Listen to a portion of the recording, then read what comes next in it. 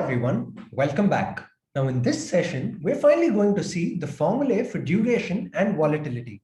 We're not going to see convexity so soon because that's going to be visited in the lectures to come. But in this session, we will finally see the formulae for duration and volatility.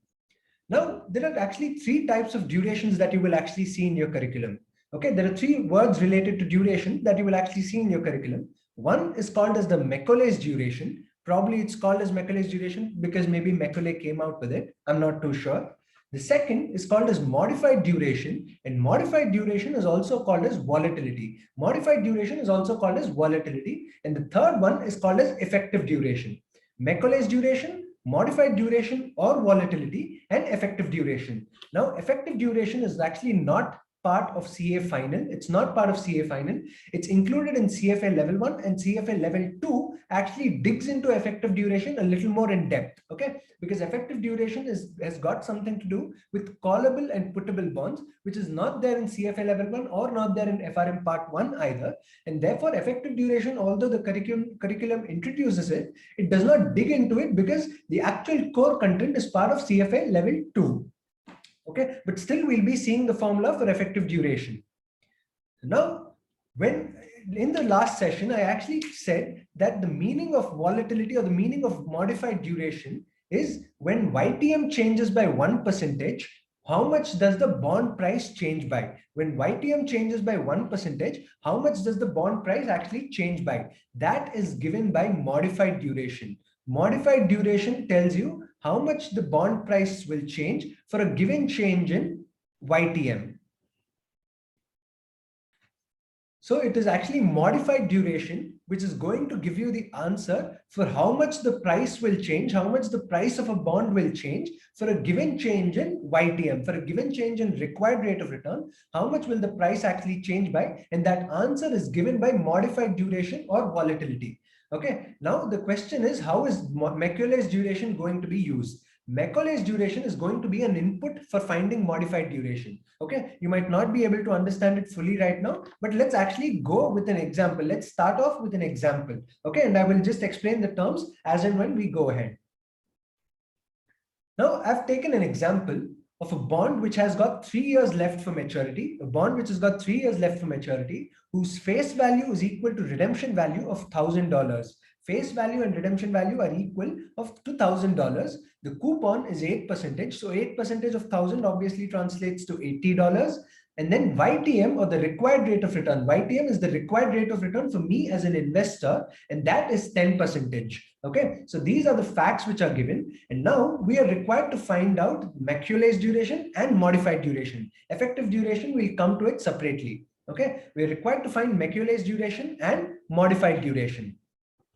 Now, the first step for finding out Macaulay's duration is to actually calculate the price of this bond. When I mean price, what we're actually calculating is intrinsic value, because obviously price is something which is seen in the market. What we calculate using pen and paper is obviously the intrinsic value or the true value. But in an equilibrium, we can assume that intrinsic value is obviously equal to price. Therefore, when I say that we are required to calculate price, what I mean is we are required to calculate the intrinsic value. And this, I do not want to do it on Excel. I would like to do it on the notebook itself.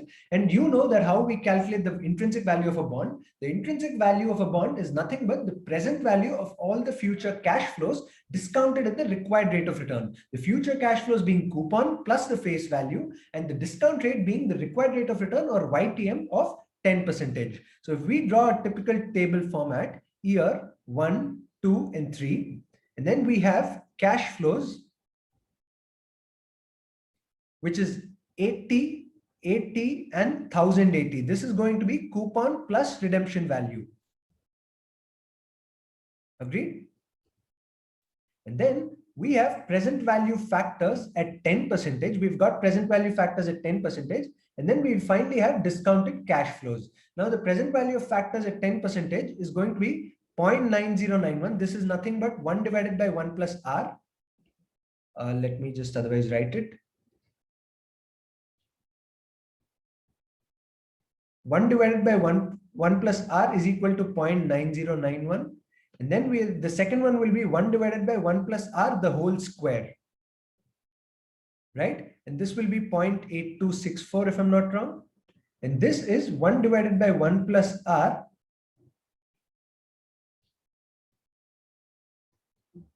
the whole cube, which I think is 0.75 something. Let me just check.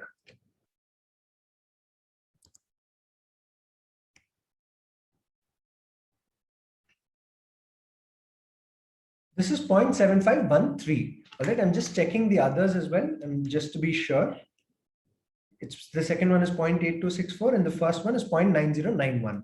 Okay, and then we calculate discounted cash flow as cash flow multiplied by the discount rate. The cash flow multiplied by the discount rate, which is 80 into 0.9091 is 72.73. 80 into 0.8264 is 66.11.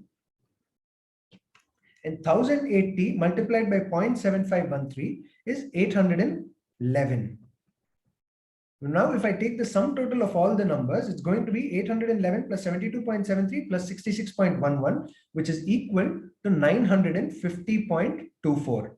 Now, obviously, even actually without calculating the price, you should have guessed that the price will be less than the face value. Reason being, my required rate of return is greater than the coupon. Okay, my required rate of return is greater than the coupon, which means when I'm investing in a bond, I want a return of 10%, but the bond is only giving me a return of 8% per annum. So obviously the differential 2%, the excess 2% should come to me in the form of capital gains. It should come to me in the form of capital gains. And that, if you see, is going to, that capital gains is coming to you because you have purchased the bond at 950.24 and you're selling the bond at 1,000. Okay, this is going to translate, this $50 income is going to translate into 2%. It's going to translate into 2% per annum, such that you earn your required rate of return of 10%. Okay, this capital gain of $50 is going to get translated into 2% per annum in such a way that the coupon plus the capital gain per annum is going to be equal to the required rate of return. It's going to give you your desired rate of return of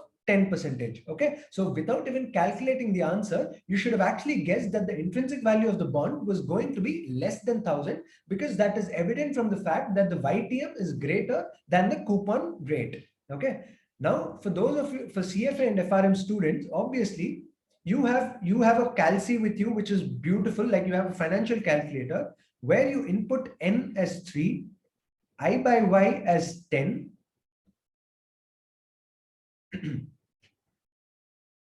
FV as 1,000, which is equal to the redemption value. Here, FV refers to future value. And then we have, what else is left, guys? PMT, which is payment per month, payment per annum. It's going to be 80. And then if you hit CPT PV, you are going to get negative 950. You are going to get negative 950.24. Okay. Now, if you remember in the initial few classes, what we exactly did on Excel is also the same thing. On Excel, if I use the formula equal to PV, the first input it is asking me is for rate. Rate in our case was 10%, which is the required rate of return. The next one is NPER, which is number of periods, which in our case is 3. PMT is payment per period, which in our case was 8% or 80 rupees of coupon, $80 of coupon. And the FV, which is nothing but future value, is in our case is equal to the redemption value of 1,000. And then the type I need to choose 0, because my cash flows are going to be received at the end of each period. The cash flows I'm going to receive is going to be at the end of each period. And when I hit enter, I am getting a value of 950.26 and I'm getting negative 950.26, because what the Excel is trying to say is to receive future cash flows, of $80 for a period of 3 years, and to receive a redemption value of $1,000 after 3 years. And if your required rate of return is 10%, then the price that you need to pay, you have a cash outflow today, which of 950.26, which is exactly equal to what we got over here. The last two decimals are not, the last decimal is not matching because of rounding. Okay, obviously I've used rounded values over here. Okay, but what we essentially did on Excel is the same as what the financial calculator is doing. And that is what we have done in a tabular format. Okay, now, do CFA and FRM students actually have to do this tabular format? The answer is yes. For calculating duration, at least, you need this tabular format a little handy. Okay, at least whenever you're in the initial stages, it will be better if you actually draw a tabular format to find out the duration and volatility. Now for CA students, obviously, the only way to do it is using this tabular format. You have to prepare, even if the institute is asking you to calculate the price of a bond, you don't have a choice but to draw this table format, because obviously you don't have a financial calculator which is smart enough to throw the PV once you give the inputs. Okay. Now, I think this table is going to fall short. Okay, let me just. All right. Now, the next thing that we have to do for calculating duration, the calculation of price ends over here. The next thing we're required to do for calculating duration is nothing but year into discounted cash flow. Year into discounted cash flow. Apologies, guys. Give me a second.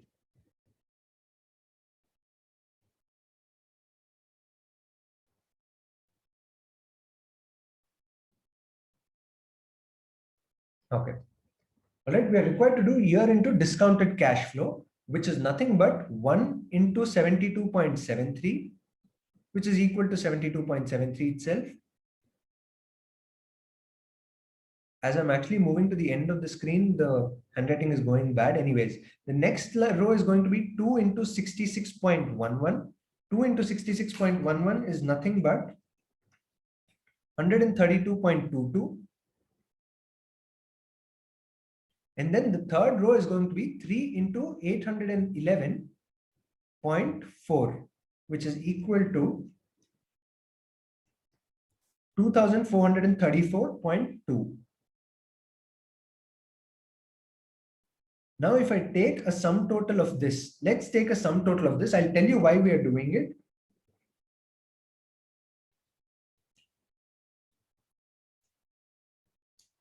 The sum total is 2639.15. Okay, this is year into discounted cash flow. Year into discounted cash flow. Now, Macaulay's duration.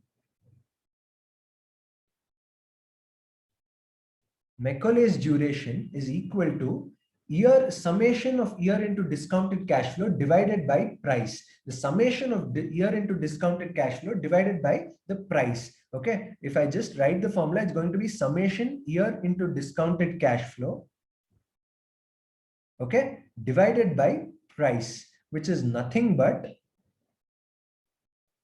2639.15 divided by 950.24.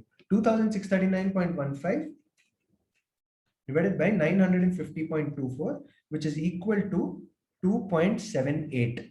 Okay, now this is obviously the price. The sum of discounted cash flow is the price. The sum of year into discounted cash flow does not have any meaning. This 2639.15 cannot be interpreted, but Macaulay's duration is nothing but year into discounted cash flow divided by the price, and the price is what we found out in the fourth column. Okay, if I just write the name of number 1, 2, 3, 4, and 5, it's going to be the Macaulay's duration is going to be summation of column 5 divided by summation of column 4. Summation of column 4 is nothing but the price. Therefore, I would prefer to call it as price itself in the denominator. So it's going to be summation year into discounted cash flow divided by price, which is equal to 2.78. Okay, this is the Macaulay's duration. Now, modified duration is just one step after this.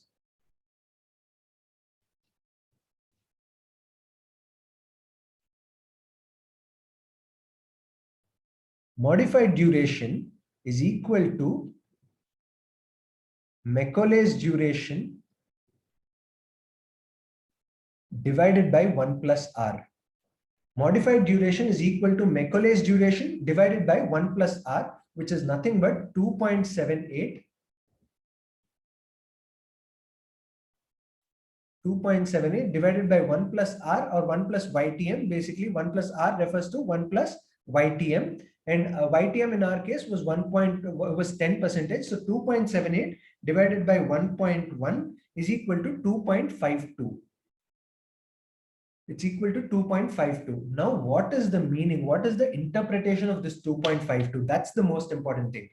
2.52 means if the YTM changes by 1%, the bond price will change by 2.52%. If the YTM changes by 1%, the bond price will change by 2.52 percentage. Okay, I will improve the definition. This is just the preliminary definition I'm giving you. We will keep improving the definition step by step. Okay, the meaning is when YTM changes by 1%, the bond price will change by 2.52 percentage.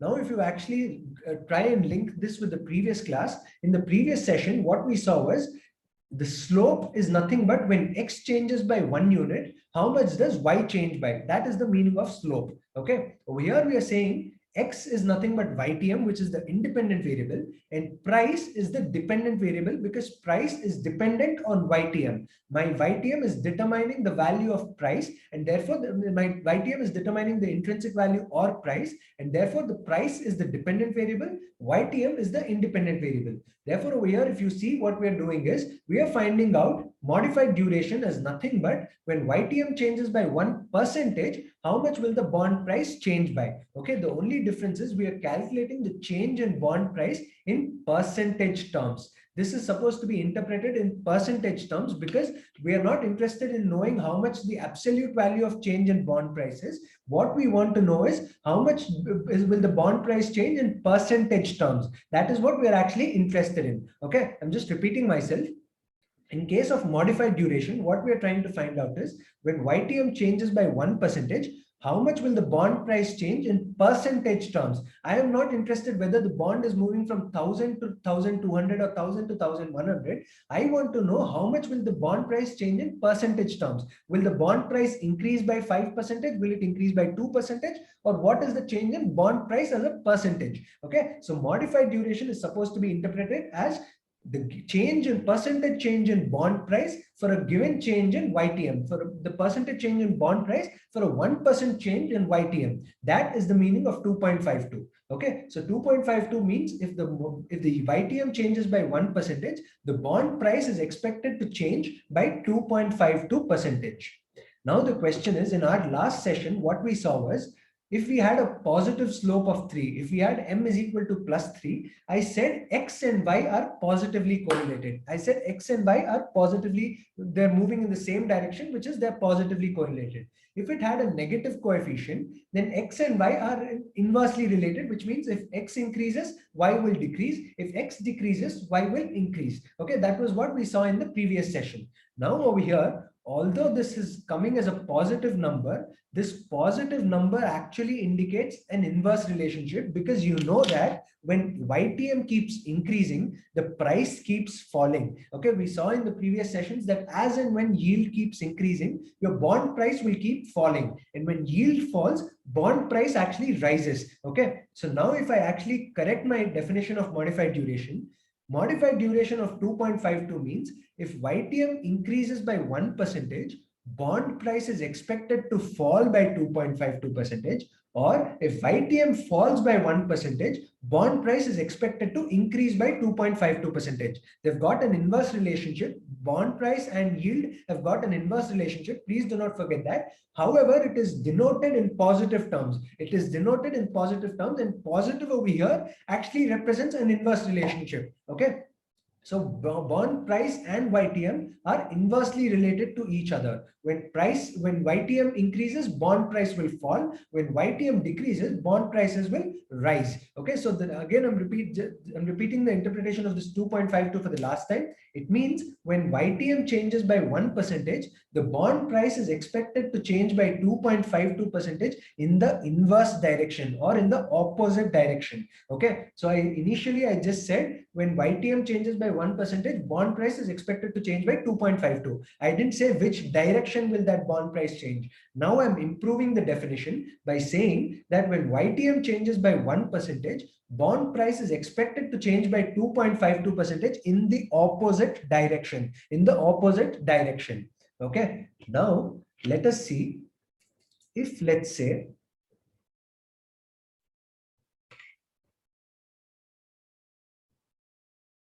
if now YTM was earlier 10%, now let us say this has increased from 10 to 11%. YTM has now increased from 10% to 11%. Now what modified duration is actually saying is the bond price should fall by 2.52%.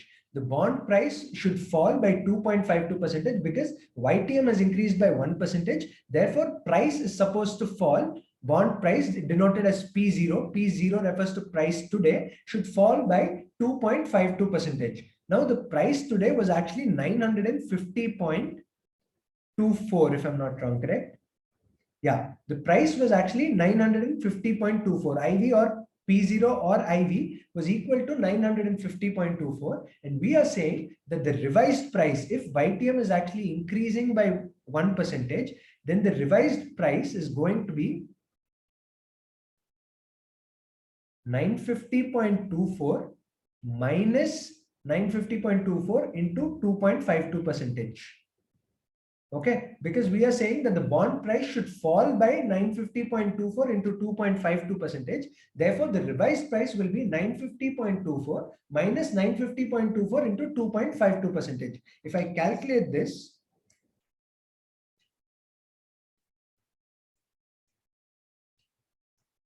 the answer is coming to 926.30.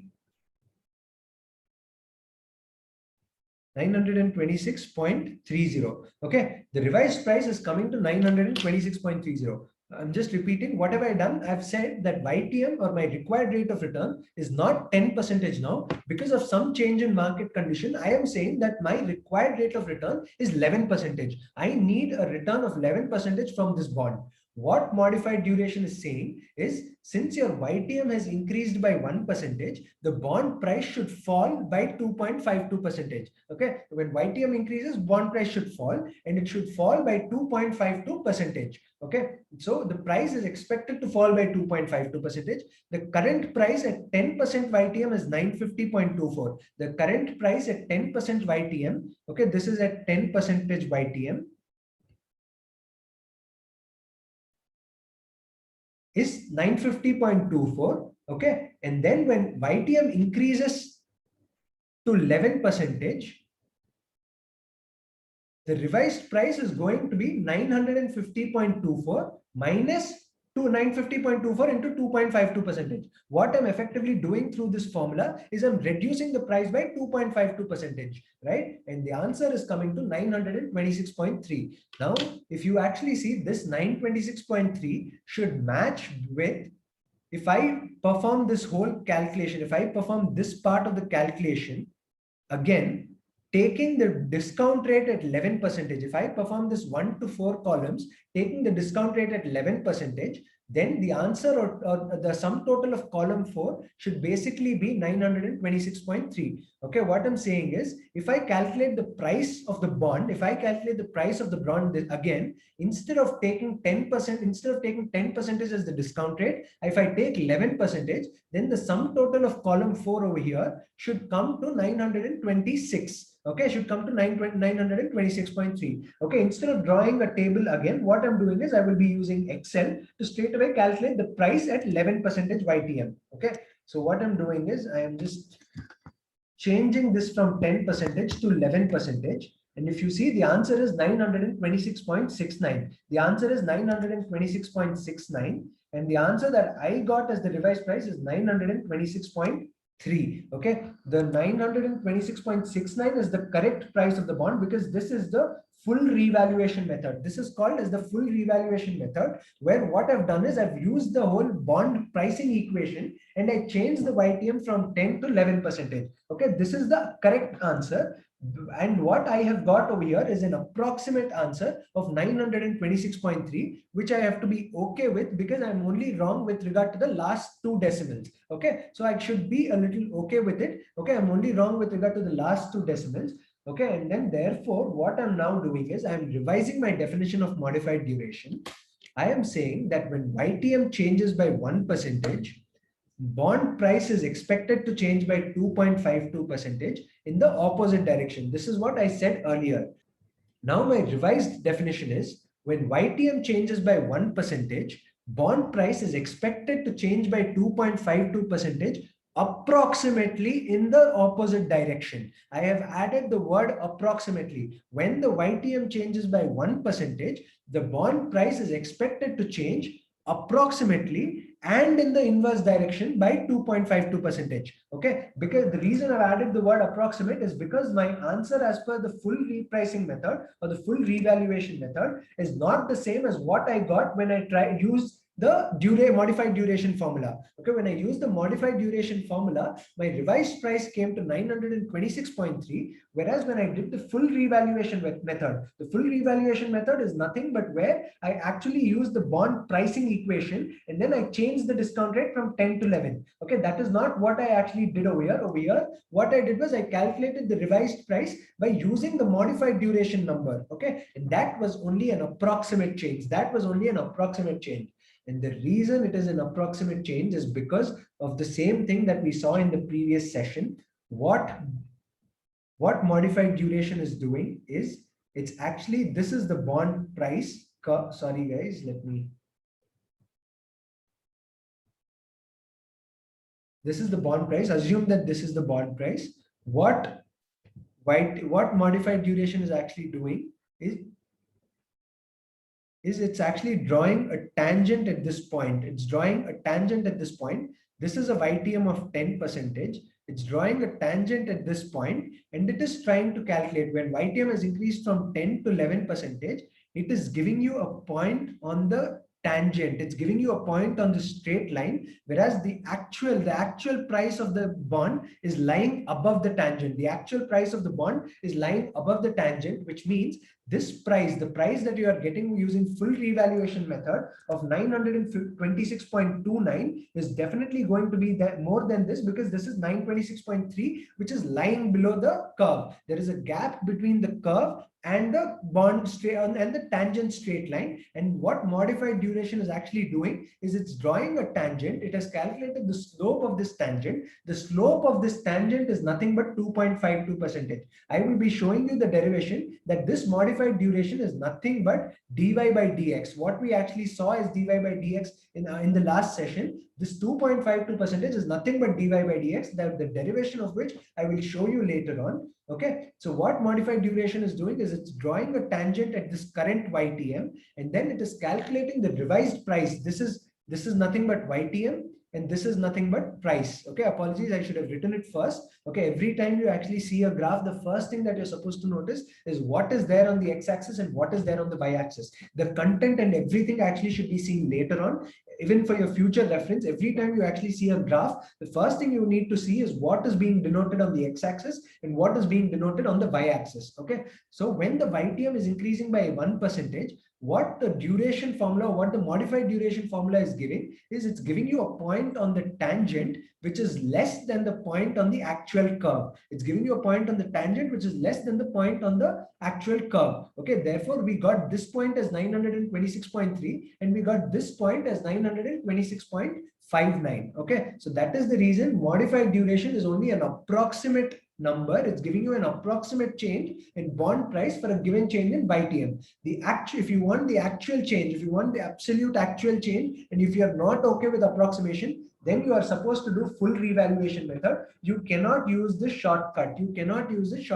You are supposed to do full revaluation method, wherein what I'm trying to say is you actually redraw this whole table with year cash flows, present value factor at 11%, and then find out the discounted cash flow. Then the revised price will then be exactly 926.69. Okay, that will be 926.69, and that is where you're not okay with any level of approximation. You're not okay with any level of approximation. Okay, but if you're okay with some approximation, then you can use modified duration to calculate the revised price of the bond. Okay, now let's say this is going to be, before that, this is actually going to be, this 2.52% is actually going to be, this modified duration of 2.52% is going to be used widely, okay? Because you cannot do repricing every time.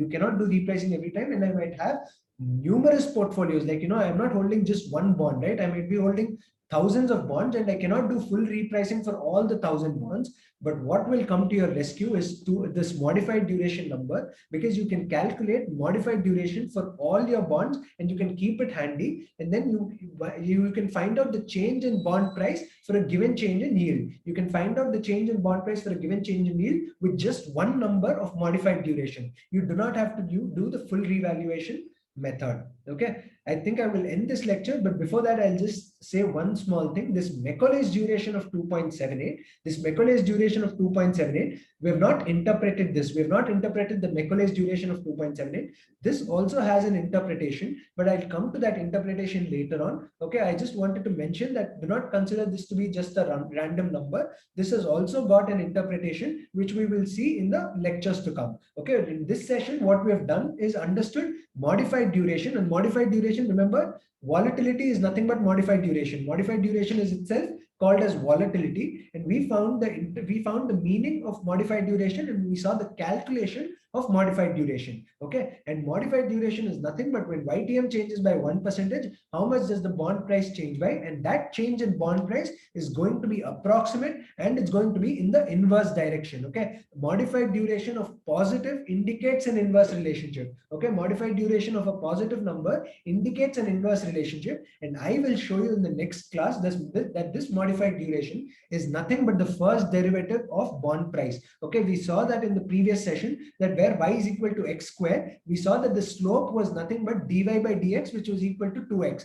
We saw that the slope was nothing but dy by dx, which was equal to 2x. Correct? Over there, that 2x was nothing but the first differentiation, and that was the slope of the equation. I will be showing you in the next class with the derivation that the first differentiation of bond price is nothing but modified duration, which is equal to slope.